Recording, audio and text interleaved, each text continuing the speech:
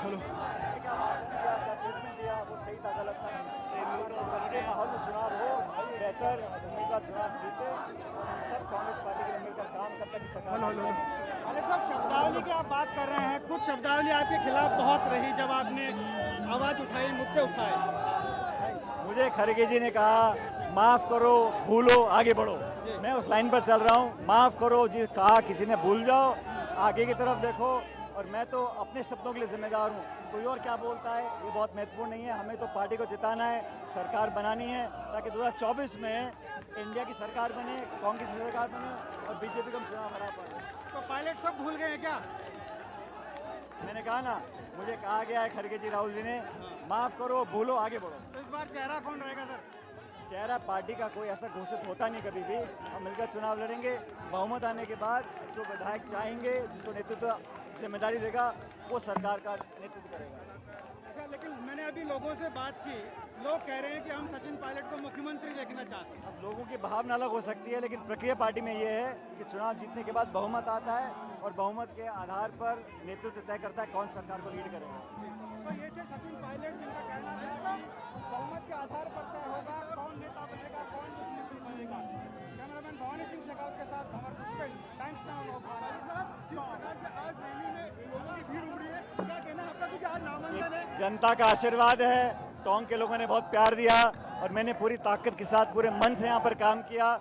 सबको साथ लेकर चले, एक अच्छा माहौल बनाया, विकास के नए आयाम स्थापित किए हैं। और आज का जो लोगों का जोश और उत्साह है, मैं इसके बहुत बहुत कायल हूँ। और जनता का प्यार और ये जोश हम नेताओं की पूंजी होती है। और मेरे जीवन की सबसे बड़ी पूंजी ये है कि लोगों का इतना प्यार आशीर्वाद मुझे मिल रहा है। पायलट साहब, चूंकि भीड़ काफी ज्यादा है, लेकिन दूसरी बार आप चुनाव लड़ रहे हैं, माहौल पूरे प्रदेश की यदि बात की जाए तो क्या लग रहा है आपको?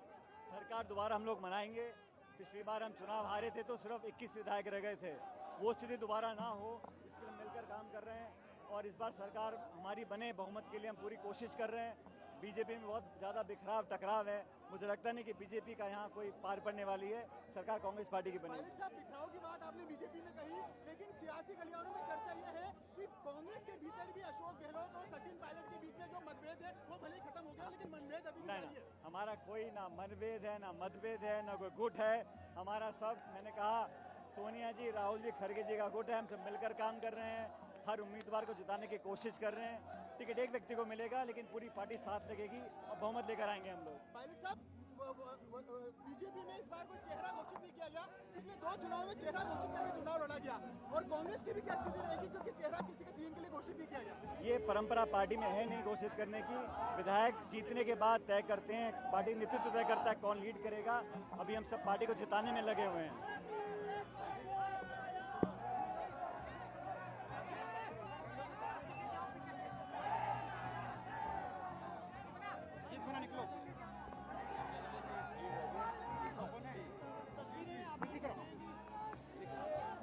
पायलट साहब, ये जिस तरीके से भीड़ आई है आपके लिए, ये क्रेज वैसा ही दिखाई दे रहा है जिस तरह पिछली बार था?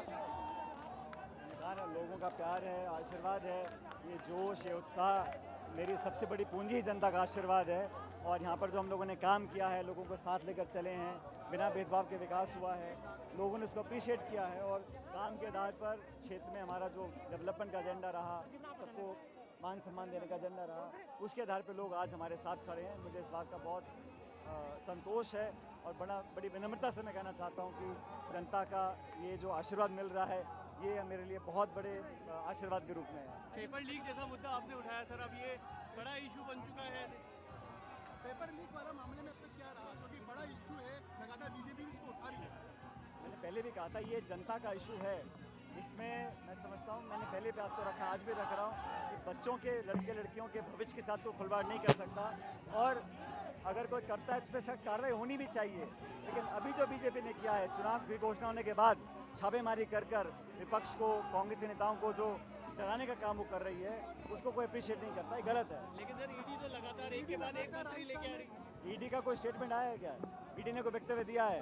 तो कार्रवाई ईडी करती है और जवाब बीजेपी देती है। ये कहाँ की परंपरा है? केजरीवाल के यहाँ भी गई है सर, केजरीवाल को भी नोटिस दिया गया। मैंने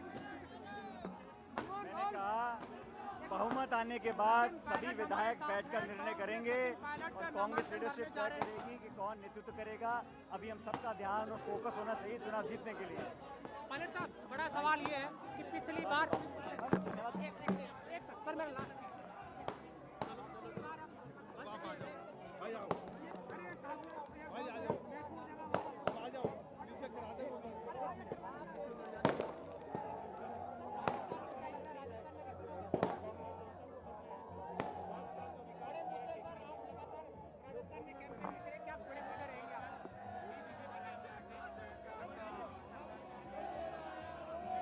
क्या बड़े मुद्दे रहेंगे राजस्थान में सर? कैंपेन विकास करेंगे का मुद्दा रहेगा, डेवलपमेंट का मुद्दा रहेगा और हमारी जो 7 स्कीम्स हैं उसको लोग पसंद कर रहे हैं, उसके आधार पर हम सरकार बनाएंगे। सर, एक टोंक में रेलवे का मामला, कनेक्टिविटी का बहुत लंबे समय से है, इसको लेकर क्या कुछ कहेंगे?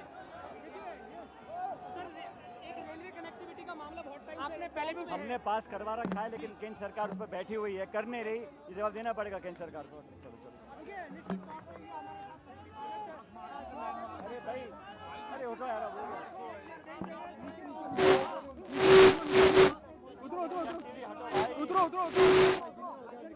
उतरो भाई, अब उतरो। धन्यवाद। एक बार नीचे उतरो यार, अभी चलने दो, बस आ गया।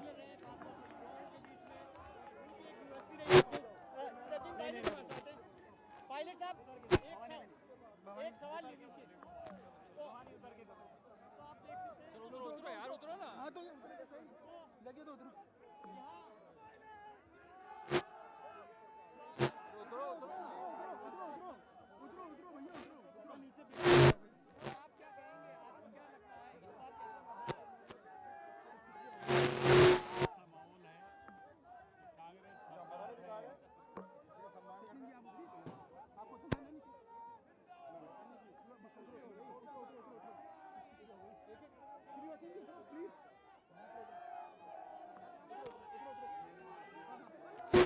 आराम से